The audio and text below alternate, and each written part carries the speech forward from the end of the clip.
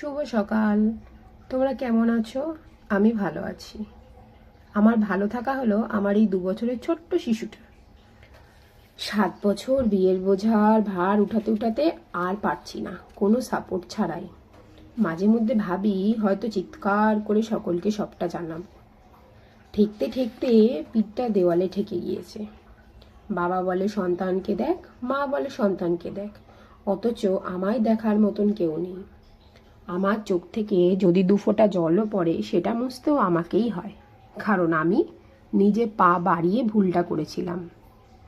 জীবন থেকে অবসর নেওয়ার কথা ভাবলে শিশুটার কথা মনে পড়ে,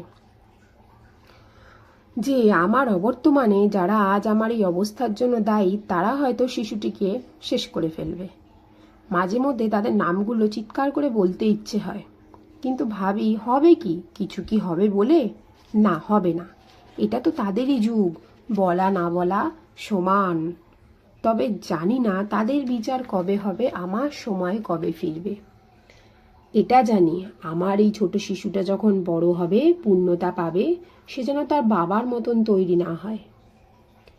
সে যে মেয়েটির হাত ধরে আনবে তাকে যেন আমার মতো ভুগতে না হয়।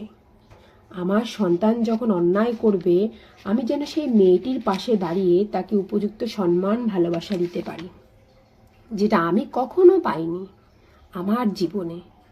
আমি যেমন ভুগছি সেটা যেন তাকেও ভুগতে না হয়। আমি চাইবো না আমার মতন যেন আরও একজন কেউ তৈরি হোক।